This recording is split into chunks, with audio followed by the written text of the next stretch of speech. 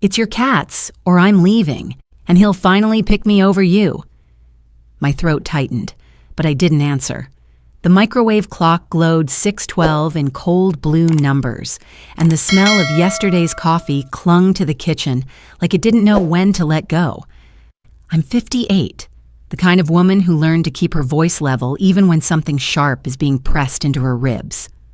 My son, Caleb, was still asleep down the hall, the way grown men sleep when they believe home is handled for them. His wife, Tessa, stood barefoot on my tile floor in one of his old shirts, her hair pulled up like she was gearing up for a battle she'd already decided she would win. Behind her legs, my 2 cats hovered at the doorway, Milo with his cautious, polite steps, Junie with her twitchy tail and big eyes that always looked like questions. Tessa's face was calm in the way a person's face gets when they're done pretending to be kind. She didn't raise her voice. She didn't need to. She knew the threat itself did the work. For weeks, months really, she'd been making the same nightly complaints, just polished a little differently each day. The cats were ruining her sleep. The cats were jumping on her. The cats were screaming at the door. The cats were forcing her to get up again and again to open it, open it, shut it, like she was the only one in the home with functioning legs. And every morning she'd walk into the kitchen with her eyes half-lidded and her voice sharpened by pretend exhaustion. She'd lean against the counter and sigh like a martyr. She'd glance at me as if I was the one doing it to her. I'd try to keep it practical. I'd ask what time it happened. I'd ask which cat. I'd ask what door. I'd ask if she wanted me to move their bowls or keep the bedroom door closed. I'd tell her honestly that I hadn't heard a thing. That was always the part that made her mouth tighten. "You sleep through everything," she'd say, like it was a character flaw, like it was another reason I didn't deserve to keep what I loved. "I don't sleep through everything. I just don't perform my discomfort for attention." Last night, something in her story finally cracked. She'd sat on the edge of the couch around midnight, rubbing her temples, and announced, like she was reading a verdict, that she'd been up at least 7 times the night before. She said it with a little shrug, like she was being generous, not making it 10. She listed times the way people list proof: 1 a.m., around 3, a couple times after 4. I nodded, but my body went very still. Because I'd been awake past 3 the night before, not pacing, not spying, just awake the way older bodies get awake sometimes, back stiff, mind running, TV murmuring low with captions on so it wouldn't wake Caleb. I knew she hadn't gotten up. I would have heard the hallway. I would have seen the glow from under the bedroom door. I would have heard the latch click, the little scrape of the door against the frame. I heard none of it, but she said it anyway, and she watched me say nothing, and I saw a flicker in her eyes that wasn't tiredness. It was calculation. So when she announced she was going to bed last night at 11, I did something I've never done in my life. I ran an experiment inside my own home like I didn't trust the people in it anymore. I let Milo and Junie out of my room and shut the door gently behind them.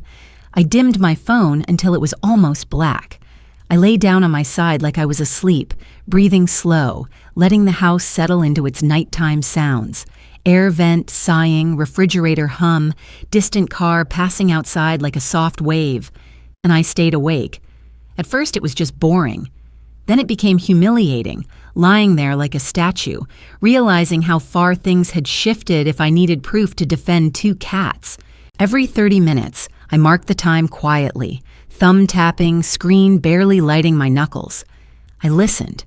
I heard Milo hop down once, one small thud around 3 in the morning, the kind of sound that could be a book slipping off a table. I heard Junie eat near the door later, a faint crunch, then silence again. No meowing, no scratching, no chaos, no repeated doors opening and closing, no footsteps down the hall. And Tessa slept, not restless, not waking up constantly. She slept the deep, steady sleep of someone whose body isn't being disturbed at all. At 9 a.m., she finally rolled out of bed and walked into the kitchen with her practiced expression already on her face, like she put it on in the mirror first. She poured herself water, drank half of it, then sighed as if she'd run a marathon. "I was up all night," she said, not looking at me. "I swear I got up at least 7 times. The cats were awful. Something in me cooled so fast it felt like a glass cracking. I didn't yell. I didn't slam anything. I didn't call Caleb in like a referee. I set my mug down carefully, the ceramic touching the counter with one small click. "That's funny," I said, and my voice surprised even me with how calm it came out. "Because I was awake." She froze with the glass halfway to her mouth. "I stayed up," I continued, eyes on her face. "The cats weren't in your room. They barely made a sound. I wrote down the times." The silence that followed wasn't soft. It was heavy, an ugly, swallowing silence that made the refrigerator hum sound too loud. Tessa lowered her glass slowly, like any sudden movement might shatter her control. Her eyes didn't widen with guilt. They narrowed with anger. For a second, she didn't speak at all. She just stared at me like I'd done something indecent, like I'd exposed myself, not her lie. Then she gave a short, clipped laugh that didn't match her face. "You stayed up to watch the cats?" she said, voice sharp but quiet, like she didn't want Caleb hearing yet. "That is insane." I felt my cheeks heat, not because she was right, but because she'd found a way to make my proof sound like a crime. "I stayed up because you keep threatening to leave my son," I said, and my hands stayed flat on the counter so she wouldn't see if they trembled. "And because you keep pushing me to get rid of them, and because you're telling me things that didn't happen." She took one step toward me, and something in her posture shifted. Subtle, but it made my stomach dip. She wasn't tired. She wasn't fragile. She was offended that her story didn't control the room anymore. "You're treating me like I'm a child," she hissed, "like you're some investigator. Who does that? Who lies in bed pretending to sleep just to catch their daughter-in-law in a lie?" I didn't answer right away. In the doorway, Milo sat down, tail curled neatly around his paws, watching us with his quiet patience. Junie rubbed against the wall once, then stopped, ears pointed forward like she understood the tension even if she didn't know the words. Tessa's gaze flicked to them, and the look that crossed her face wasn't fear. It was resentment, pure and clean. "Caleb's going to hear about this," she said, voice dropping into something cold. "And when he does, you're not going to like what he decides." She turned and walked down the hall toward our bedroom, and I stood there in my own kitchen, staring at the spot where she'd been, realizing the night I stayed awake was only the beginning. Caleb didn't come out of the bedroom for almost an hour. That alone told me how the conversation between them was going. I cleaned the kitchen without really cleaning it, moving the same sponge over the same dry patch of counter, rinsing a mug that was already clean. The cats followed me in small arcs, staying close but not underfoot, like they knew not to add themselves to the list of things I was being blamed for. When Caleb finally appeared, his shoulders were tight, jaw clenched in that way that meant he was trying to be reasonable and failing. Tessa followed a step behind him. She'd changed clothes, makeup too. Her eyes looked brighter, more alert, as if sleep had never been the issue at all. He didn't sit. He stayed standing near the end of the counter, hands braced against it, palms flat like he needed the support. "Mom," he said carefully, "Tessa says you stayed up all night watching her." I looked at him, just him. "I stayed up listening," I said, "because she told me things that didn't happen." Tessa let out a small sound, not quite a laugh, not quite a sigh, and shook her head. "See," she said, "this is what I mean. She keeps twisting it." I felt something press behind my eyes, but I didn't let it spill. Caleb rubbed his face with one hand. "Why didn't you just talk to me first?" I opened my mouth, then closed it again, because the answer was layered, and none of the layers felt safe to say out loud yet. Because every time I tried to talk, Tessa had already written the story. Because the cats had somehow become symbols in a war I hadn't agreed to fight. "I tried," I said finally. "I asked questions. I listened. I just didn't hear what she said was happening." Tessa crossed her arms and leaned against the wall, the picture of calm indignation. "Of course you didn't," she said. "You never hear it. You're always asleep, or pretending to be." The word hung there, pretending, heavy and deliberate. Caleb glanced between us, and for a moment I saw the old boy in his face, the one who used to bring me his scraped knees and ask me to tell him the truth, even if it hurt. Then the moment passed. "Tessa hasn't been sleeping," he said. "She's exhausted." I nodded slowly. "She slept through the night last night." Tessa's eyes snapped to mine. "That's not true," she said, quick and sharp. "I got up multiple times." "I was awake," I repeated, "the whole night." Silence fell again, thicker this time. Caleb's jaw tightened. "Mom, this is turning into something it doesn't need to be." Something inside me recoiled at that, not in anger, but in recognition. This was how it started, the soft reshaping, the slow sanding down of facts until they fit a smoother version of reality. "I'm not the one threatening to leave," I said quietly. Tessa pushed off the wall. "I said I can't live like this," she snapped, "with animals ruining my sleep and being told I'm lying about it." Her voice rose just enough to carry down the hallway. Junie flinched. I noticed. Tessa didn't. Caleb exhaled hard.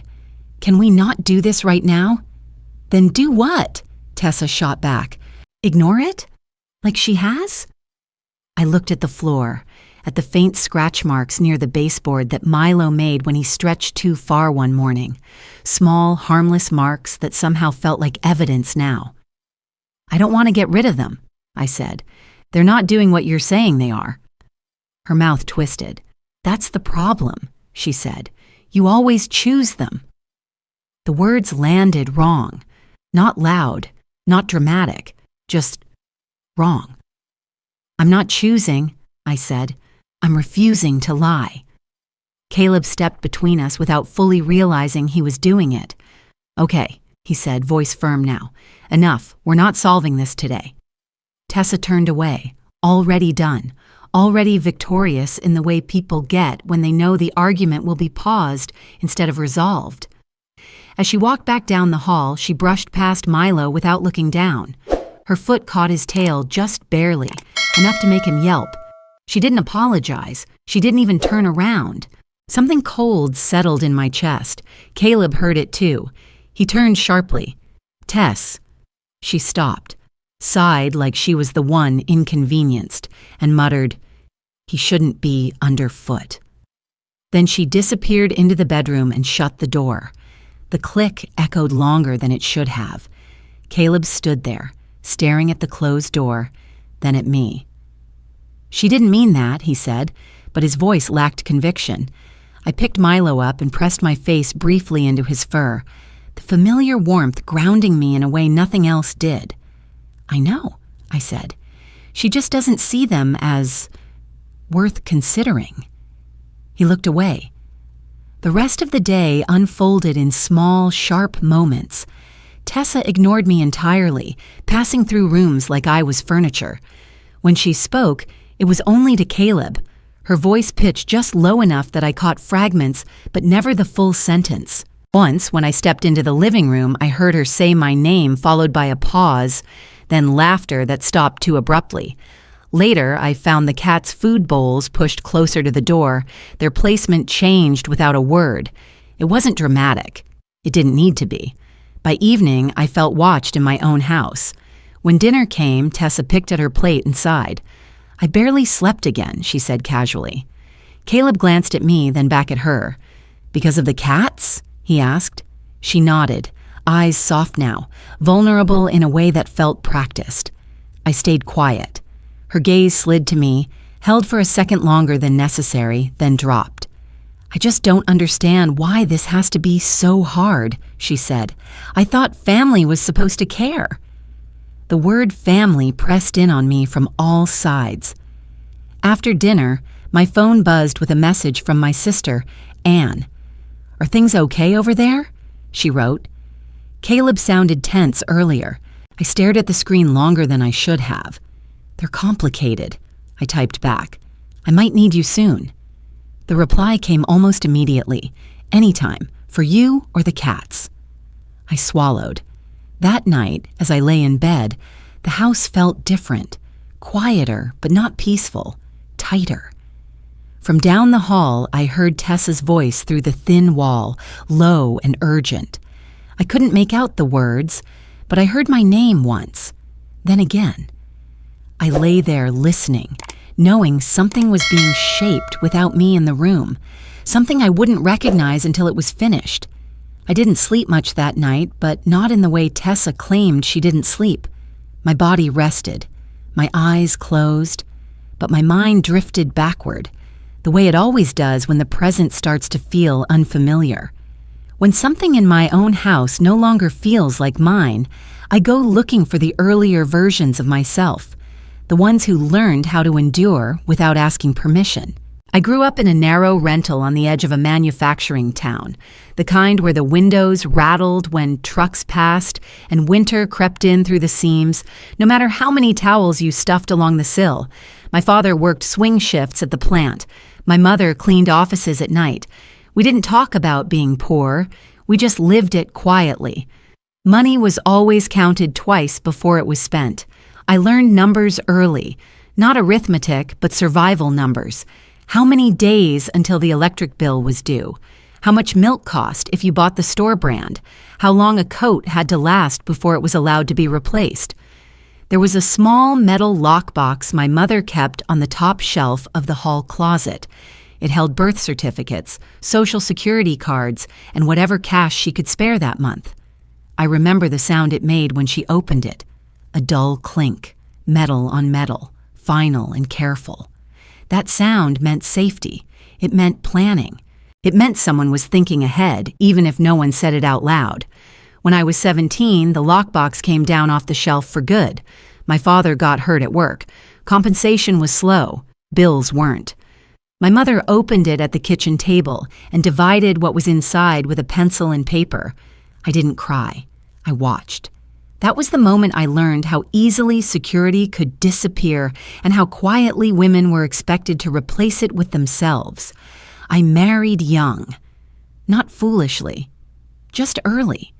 Caleb's father was kind in the beginning, earnest and unsure, like most boys who grew up without much. We rented a one-bedroom apartment with carpet that never quite smelled clean. I worked during the day and took night shifts when I could. He promised things would get easier once he moved up. They didn't. By the time Caleb was born, I was already calculating again. Diapers versus groceries, heat versus gas, sleep versus overtime.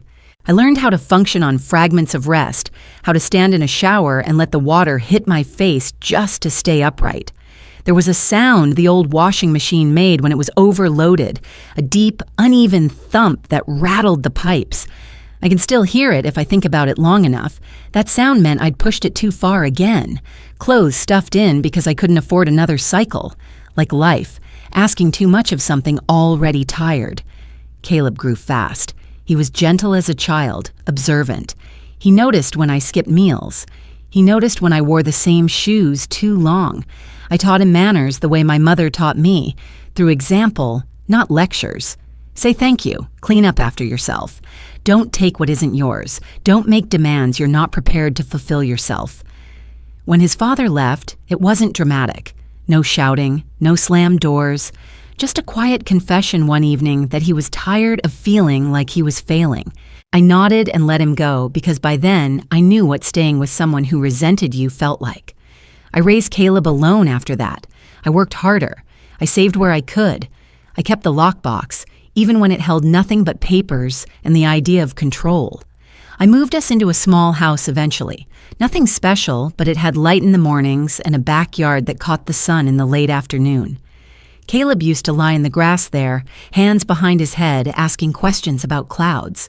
I brought Milo home years later, after Caleb moved out for college. He was a skinny gray thing from a shelter, all ribs and suspicion.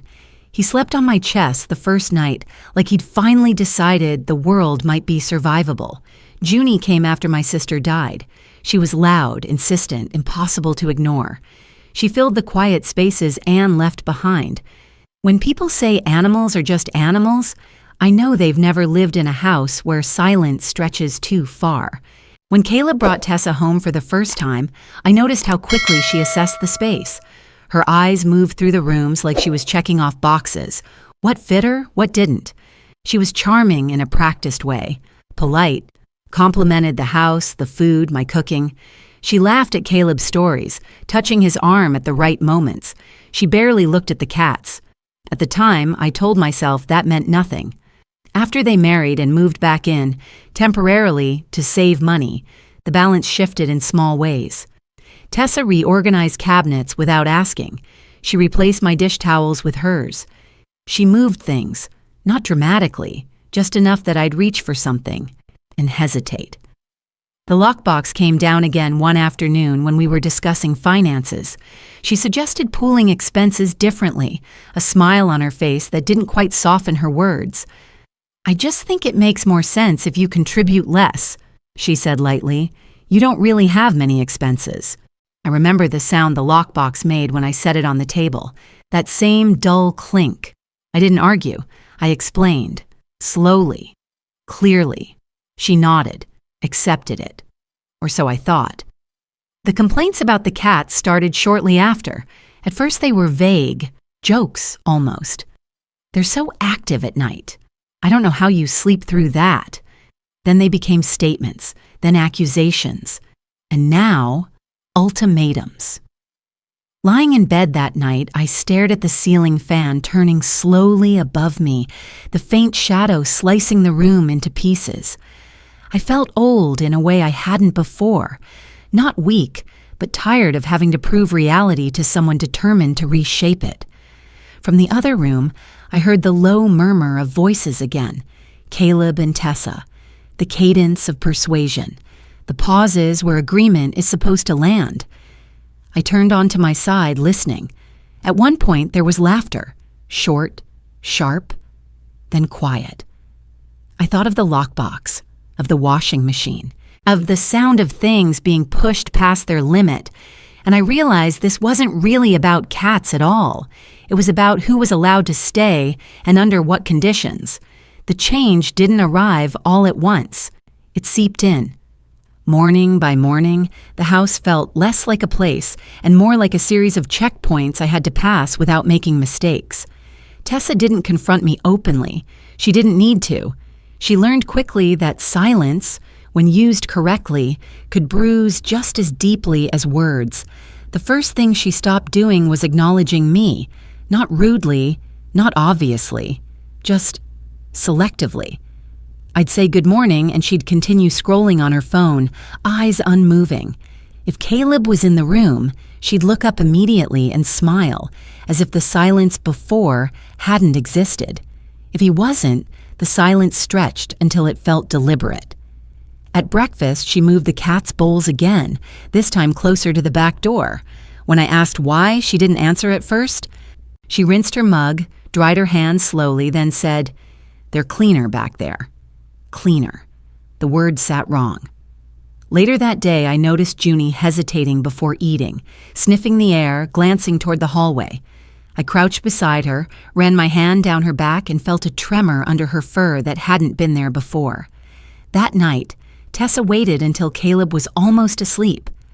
I was in the living room, folding laundry quietly, when I heard her voice drift down the hall, soft, strained, carrying just enough to reach me. "I can't do this much longer," she said. There was a pause. "I feel like I don't matter." Another pause. "I'm exhausted." I held a towel mid-fold, breath caught, listening to her build a case without naming the defendant. The next morning, Caleb didn't look at me the same way, not angry, not accusing, just uncertain, like something he trusted had developed a hairline crack. At lunch, Tessa sighed loudly and pushed her plate away. "I barely touched it," she said. "I'm just not hungry anymore." Caleb frowned. "You need to eat." She glanced at me, then away. "Hard to eat when you haven't slept." I said nothing. That afternoon, I found my bedroom door closed when I knew I'd left it open.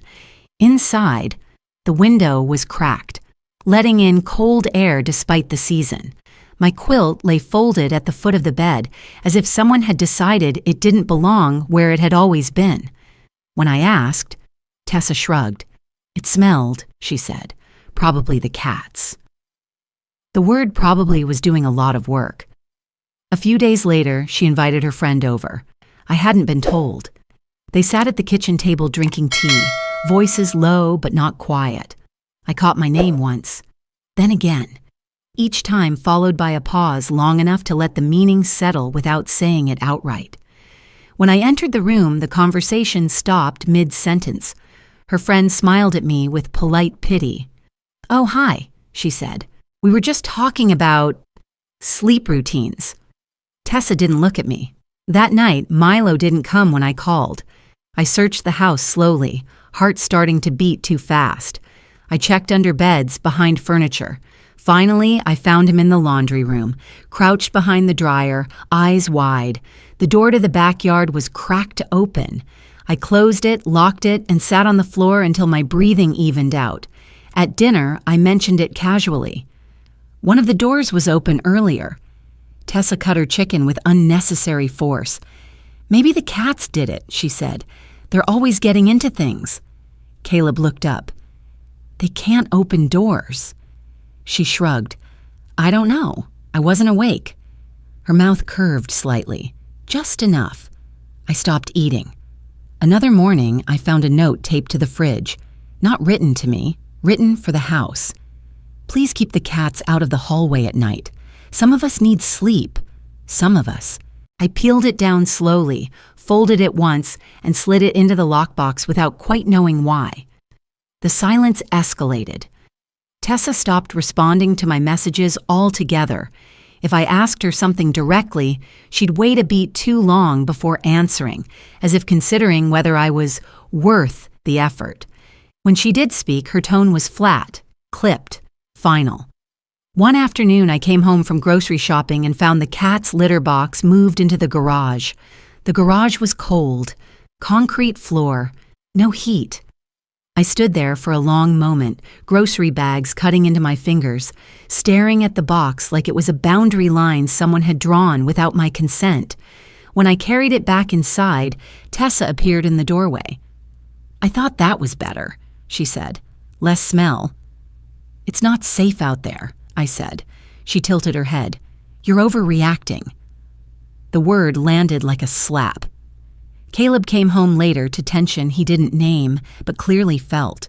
Tessa clung to him that evening, head on his shoulder, voice small. "I feel like I'm being pushed out," she murmured loud enough for me to hear, "like I don't belong." I watched my son's hand tighten on her arm. The house grew quieter after that. Not peaceful quiet, but restrained quiet. Like everyone was holding their breath, waiting for something to snap. One evening, I overheard her on the phone in the bedroom. "She's obsessed with those animals," Tessa said softly. "I don't know what else to do." There was a laugh from the other end. "No, not obsessed," she corrected herself. "Just controlling." The word echoed in my head long after she hung up.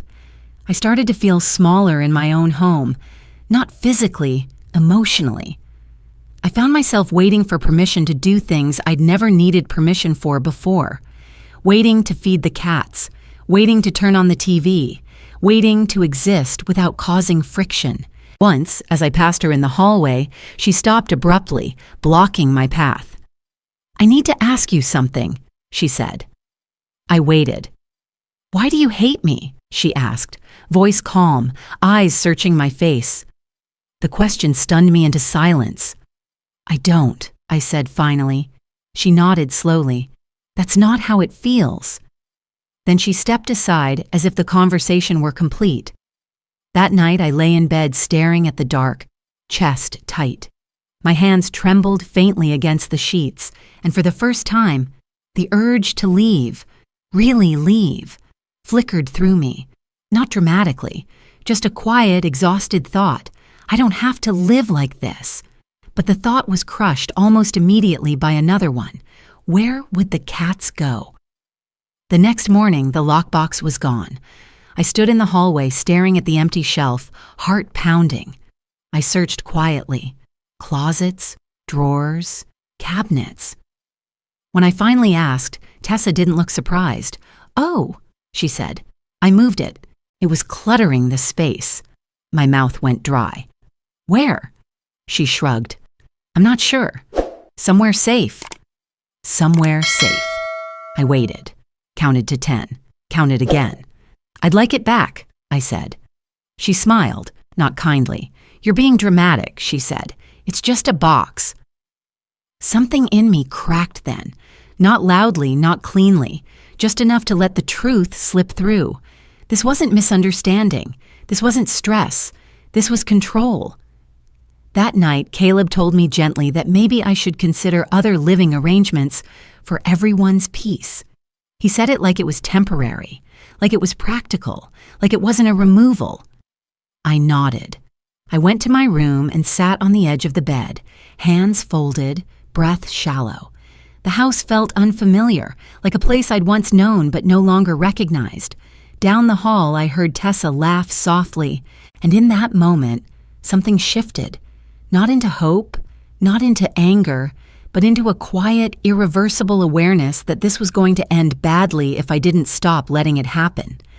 The snap didn't come with shouting or slam doors. It came with a phone call. I was in the laundry room folding a load that had been washed twice because I couldn't remember if I'd added detergent the first time. My hands moved automatically, my mind elsewhere. When my phone buzzed against the metal shelf, it was the apartment office. I almost let it go to voicemail. Something in me hesitated. Old habit, the instinct to avoid problems instead of inviting them closer. But I answered. "Ms. Harris," the woman said, voice professional and thin. "We received a complaint about animals being left unattended in restricted areas." My fingers tightened around a towel. "I'm sorry," I said. "There was a report about pets in the garage overnight," she continued. "That space isn't climate controlled. It's a safety issue." The room seemed to tilt, just slightly. "My cats were not left overnight," I said. "They were moved briefly without my permission and brought back inside." There was a pause on the line, paper shuffling. "The report says otherwise," she said. "It came from within the unit." Within the unit. I leaned back against the dryer, the cold metal pressing through my shirt. For a moment, I couldn't speak. I saw Junie's hesitation by the food bowl, Milo behind the dryer. The back door cracked open just enough to let danger pretend it was an accident. "Are you issuing a warning?" I asked. "Yes," she said, "for now. But if there's another report, we'll have to reassess your lease terms." My lease. The call ended politely, efficiently, as if she'd just asked me to move my car from a fire lane. I stood there longer than necessary, phone still in my hand, listening to the faint hum of the dryer cooling down. Something inside me settled into place. Not anger. Not panic. Clarity. I walked down the hall and knocked on Caleb and Tessa's door. Once. Then again. Tessa opened it, expression already prepared, concerned, confused, wounded. "Yes," she said. I looked past her at Caleb sitting on the bed, phone in his hand. "We need to talk," I said. Tessa sighed softly like I'd just confirmed her worst fear. "Now?" she asked. "We were just about to rest." "Yes," I said. "Now." Caleb stood. "What's wrong, Mom?" I held up my phone. "I just got a warning from the apartment office," I said, "about the cats being left in the garage." Tessa's eyes widened just enough to perform surprise. "I never said they were left overnight," she said quickly. "I just mentioned concerns." "The report says otherwise," I said. "It came from inside the unit." Silence pressed down, heavy and uncomfortable. Caleb looked between us. "Tess?" She folded her arms. "I was trying to protect us," she said. "You know how she is about those animals." Something in her voice hardened on the word animals like it was an insult. "They're living beings," I said, "and they're under my care." She laughed, a short, incredulous sound. "This is exactly what I mean," she said, turning to Caleb. "She cares more about them than about me, than about us." The words didn't cut the way they were meant to. They clarified. Caleb rubbed his face. "Did you call the office?" Tessa hesitated, just a fraction of a second too long. "I needed someone to listen," she said. "No one else was taking me seriously." I watched her closely then, really watched her. The way she stood just slightly in front of Caleb, the way her shoulders squared when challenged, the way she didn't look at me when she said my name. This wasn't fear. This was strategy. "I'm not moving out," I said, surprising myself with how steady my voice sounded. "And I'm not getting rid of the cats." Tessa's mouth tightened. "Then I don't know how this works," she said flatly. I nodded. "Neither do I, but I do know this. Reporting me without telling me, putting my lease at risk, putting the cats at risk, that ends now."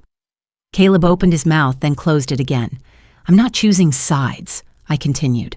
"I'm setting a boundary." The word boundary felt strange in my mouth, like a tool I'd owned but never used. Tessa shook her head slowly. "You're making this so much bigger than it needs to be." "No," I said. "You already did." She stared at me, eyes cold now, no performance left. "You're not going to win this," she said quietly. The threat was small, intimate, meant only for me. "I'm not trying to win," I said. "I'm trying to stop losing." I turned and walked back to my room before either of them could say anything else.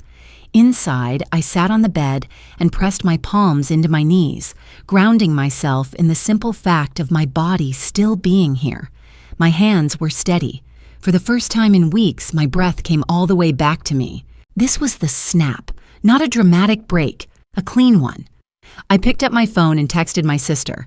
"I need a place for a few days, and I need help keeping the cats safe." Her reply came seconds later. "Any time. Bring them now if you want." I stared at the message, the decision settling in my chest with a quiet finality. Down the hall, voices rose again, Tessa's sharp, Caleb's low, but I didn't listen. I opened the lockbox drawer in my mind and imagined it back where it belonged, imagined my life rearranged not around appeasement but around protection. I didn't pack that night. I didn't announce anything. I simply sat there waiting, knowing that the next move, hers or mine, would change everything. I didn't rush. That surprised me. Every instinct I'd learned over decades told me to move quickly, to fix things before they broke further, to smooth over sharp edges so everyone could keep breathing. But the clarity that settled after the phone call didn't come with urgency. It came with patience. If I was going to protect what was mine, I needed to do it properly. The next morning, I woke before anyone else and sat at the small desk in my room, the one I'd used for bills and lists for years. I didn't turn on the lamp. I let the pale light from the window do the work. It felt important to see everything clearly, without glare. I started with dates. Not feelings, not accusations, just dates. The first complaint about sleep, the first time the bowls were moved, the note on the fridge, the litter box in the garage, the call from the apartment office. I wrote them down in neat lines, my handwriting steady, each entry a small anchor against the idea that I'd imagined any of it. I pulled my phone closer and scrolled back through messages. Screenshots followed, short exchanges where my questions were met with delays, conversations where words like probably and maybe were used to blur responsibility. A message from Caleb asking if I could be flexible for a while, time-stamped just after one of Tessa's late-night talks with him. I didn't comment on them. I didn't annotate. I just saved them. I emailed the apartment office, polite and factual, asking for a copy of the complaint and the exact wording of the report. I didn't accuse anyone. I asked for clarity. I asked for procedure. While I waited for a response, I did something I hadn't done since Caleb was a child. I reached out to people quietly. My sister, of course. Anne had always been direct, unsentimental in the best way. "She's testing how much she can take," Anne said when I explained. "And she's starting with what you love because that's where leverage lives." I wrote that sentence down after we hung up. I also texted Mrs. Langley downstairs. She was retired, observant, the kind of neighbor who noticed patterns without gossiping about them. "Have you heard the cats at night?" I asked. Her reply came later that afternoon. "No, I sleep light. They're quiet. Why?" I thanked her and saved the message. I didn't ask her for anything else. I didn't need allies who shouted. I needed witnesses who existed. At dinner that night, I stayed neutral, calm. Tessa spoke around me, not to me, recounting her day to Caleb with careful emphasis on her stress, her fatigue. I watched how she framed everything, how she placed herself at the center of inconvenience, how she edited out any part that might invite questions. I said very little. Afterward, when she went to shower, Caleb lingered in the kitchen. "You okay?" he asked. "I am," I said. He hesitated. "You don't seem upset." I looked at him then, really looked at the boy I'd raised into a man who was now trying to stand between two realities without fully committing to either. "I've been upset for weeks," I said. "I'm just done being confused." He nodded slowly, as if that made sense, even if he didn't know what it meant yet. The apartment office emailed back the next morning. They attached the complaint. It was brief, clinical, anonymous in name but unmistakable in voice. Concerns about animals, safety risks, repeated disturbances. I printed it and placed it in the lockbox I'd retrieved quietly from the hall closet after Tessa admitted she'd moved it. She hadn't objected when she saw it back in my room. She'd just watched me carry it past her, eyes unreadable. I also printed the lease section about pets, highlighted the relevant lines, no overnight restrictions, no noise violations on record, no previous complaints. Paper had weight. I remembered that from my mother's kitchen table. I began to adjust the house in small ways, not to appease, but to observe. I placed the cats' bowls back where they'd always been and photographed them there. I noted the times I fed them. I kept my bedroom door closed at night and logged it. I didn't tell anyone I was doing this. Tessa noticed anyway. "You're documenting now?" she asked one evening, glancing at the notebook on my desk. "I'm organizing," I said. She smiled thinly. "Of course you are." The smile didn't reach her eyes. She changed tactics. If she couldn't paint me as careless, she painted me as cold. She began telling Caleb that I'd withdrawn, that I was checking out, that it felt like I was preparing to leave without saying anything. I heard her say it once through the bedroom wall, my name spoken softly, carefully, as if she were handling something fragile. "That's what she does," Tessa murmured. "She shuts down instead of working through things." I didn't react. The hardest part was the waiting, not knowing when the next push would come, not knowing what form it would take.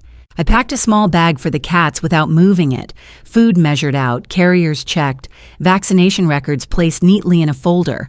I didn't load the car. I didn't announce a plan. I just made sure that if I had to leave quickly, I could. One afternoon, while Tessa was out, Caleb came into my room. He stood awkwardly near the door, hands in his pockets. "She's been really upset," he said. I nodded. "She thinks you're trying to push her out." I didn't answer immediately.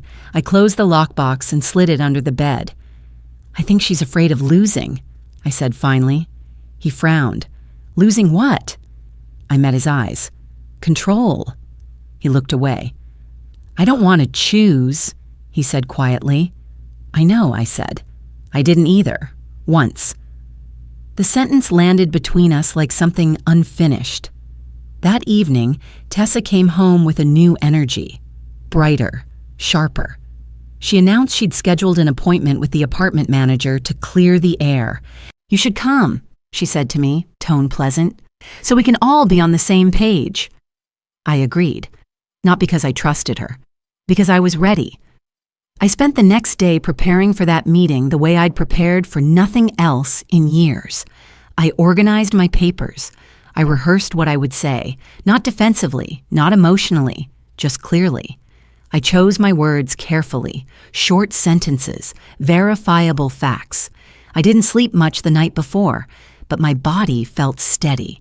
When morning came, I dressed simply. No armor, no apology.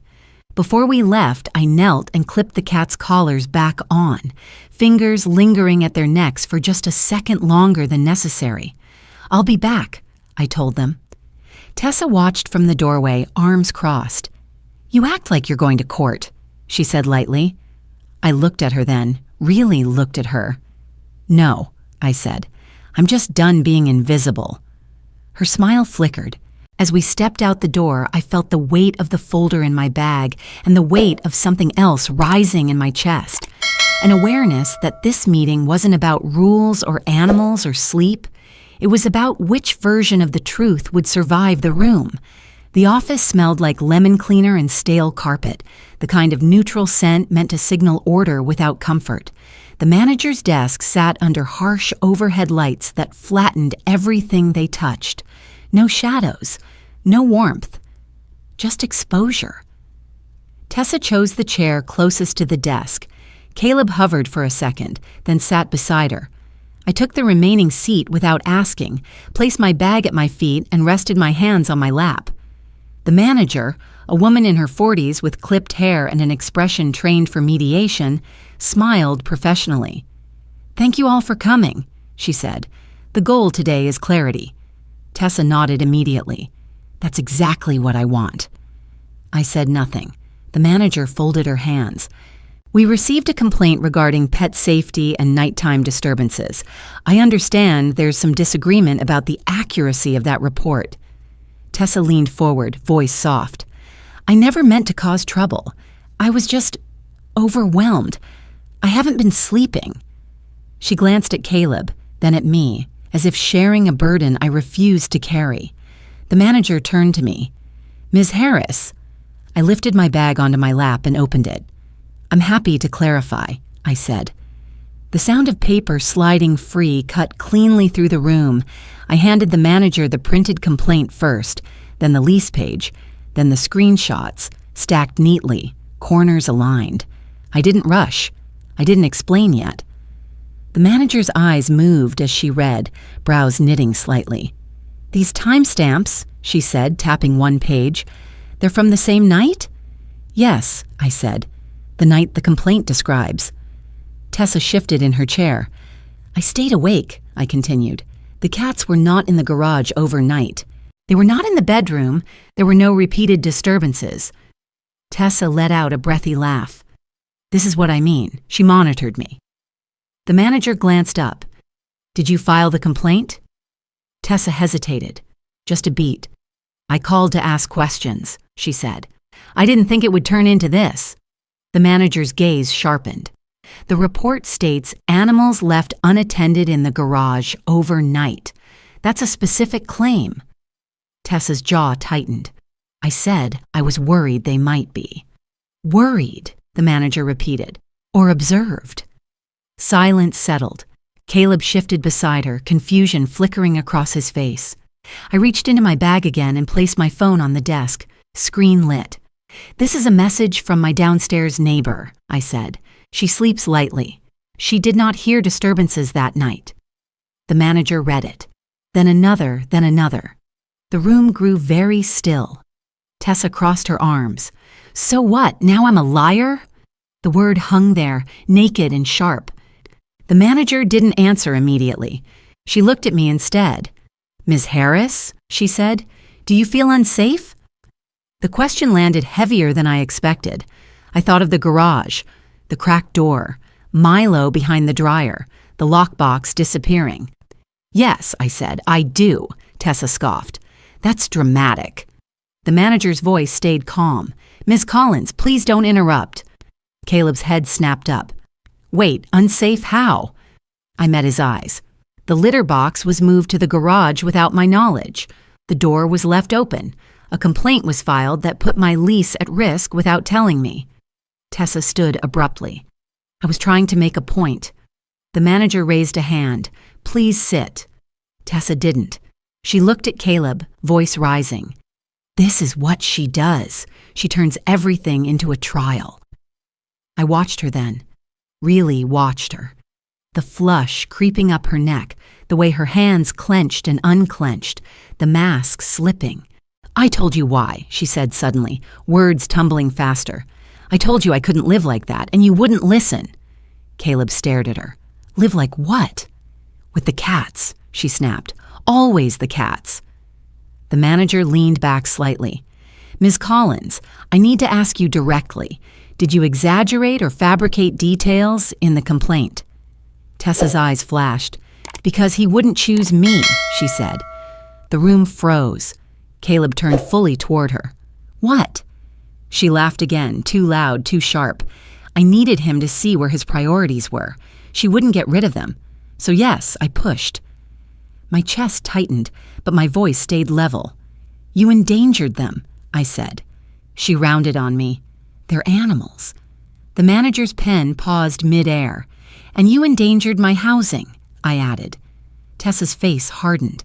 If he loved me enough, it wouldn't matter. Caleb stood. What does that mean? He asked quietly. She looked at him then, really looked at him, and something like triumph flickered. It means I needed you to pick, she said, and you didn't. So I made it impossible not to. The silence that followed was absolute. The manager cleared her throat. Ms. Collins, based on this conversation and the documentation provided, the warning will be rescinded. The complaint will be marked as unsubstantiated. I exhaled slowly. And, the manager continued, any further false reports may result in penalties under the lease. Tessa stared at the desk like it had betrayed her. Caleb looked at me, eyes searching. Mom, I didn't know.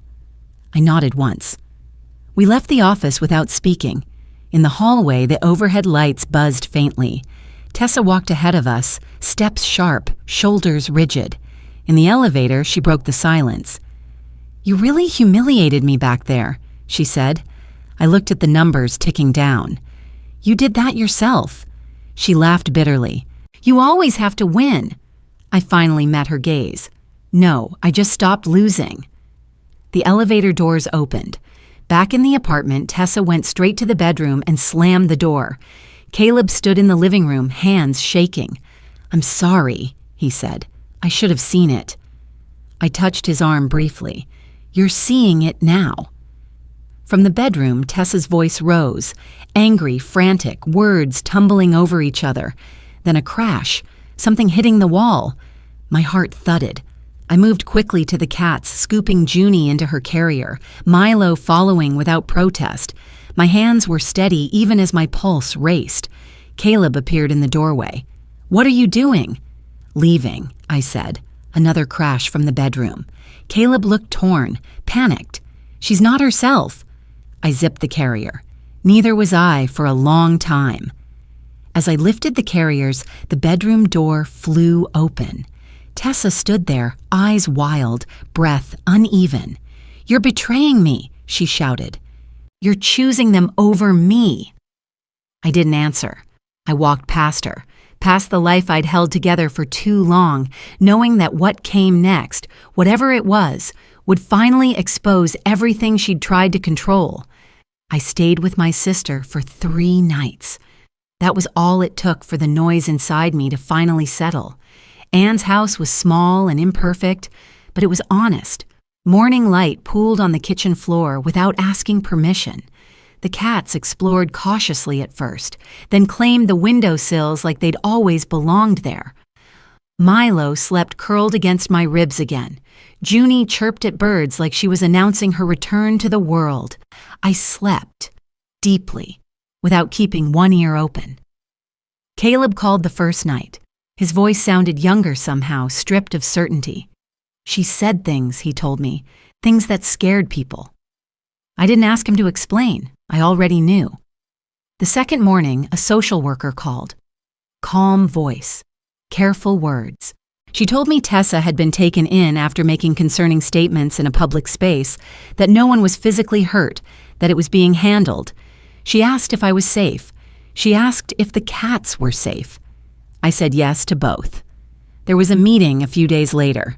Short, controlled, clinical. I listened more than I spoke. When asked how I felt, I answered honestly, without drama. I saw a side of her I can't unsee, I said, and I won't live with it. Caleb didn't argue. He looked hollow, but he didn't argue.